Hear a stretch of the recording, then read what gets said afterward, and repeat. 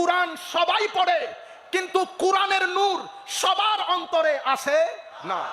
কোরআন দুটি জিনিস দান করে আপনাকে, একটা হচ্ছে জ্ঞান, আপনি শিখেছেন, নিজেকে সমৃদ্ধ করেছেন, আরেকটা হচ্ছে নূর, আরেকটা হচ্ছে নূর। হায় হায়, যখন নূর আসে, যখন নূর আসে, এই নূর বাড়তে থাকে, বাড়তে থাকে, বাড়তে থাকে।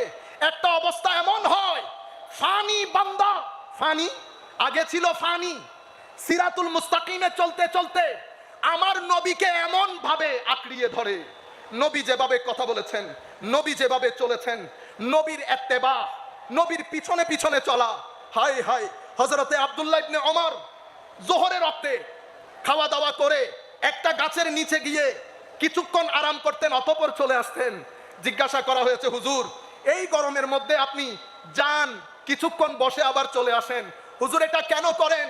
হযরতে আব্দুল্লাহ ইবনে ওমর বলছে, ফানাফির রাসূল কাকে বলে আমার ভাইরা, হে তরুণ, আমার নবী তোমাকে ডাক দিচ্ছে বারবার, তুমি অন্ধকারে আছো, আমি বলে দিচ্ছি তোমাকে ডিপ্রেশন বাদে, অ্যাংজাইটি বাদে তোমার জীবনে আর কোনো কিছু হবে না, শান্তি তুমি পাবে না। পৃথিবী শান্তি পায় নাই, আমেরিকা পায় নাই, ইংল্যান্ড পায় নাই, অস্ট্রেলিয়া পায় নাই, কানাডা পায় নাই, সব কিছু আছে, শান্তি নাই। সাকিনা আল্লাহর পক্ষ থেকে আসে, ওয়াল্লাযী আনজালাস সাকিনাতা ফি কুলুবিল মুমিনিন, আল্লাহ মুমিনের অন্তরে সাকিনা ঢেলে দেয়। সাকিনা ঢালার জন্য আপনার ব্যক্তি জীবন, আপনার সমাজ জীবন, আপনার পারিবারিক জীবন যদি আপনি রাসূলে পাকের আখলাকের মধ্যে নিজেকে ফানা করতে পারেন, তো বান্দার বাকা নসিব হয়। কি নসিব হয়? বাকা। সম্মানিত উপস্থিতি, এভাবে আপনি যখন কোরআনে পাকের সুহবতে বসে কোরআন থেকে নূর আহরণ করেন, তো নূর কিভাবে আহরণ করেন? হে যুবক, পৃথিবীকে আল্লাহ খাইর এবং শার দিয়ে ডিজাইন করেছে, খাইর এবং শার। পৃথিবীতে গুড এনার্জিও আছে, ব্যাড এনার্জিও আছে, পজিটিভ এনার্জিও আছে, নেগেটিভ এনার্জিও আছে।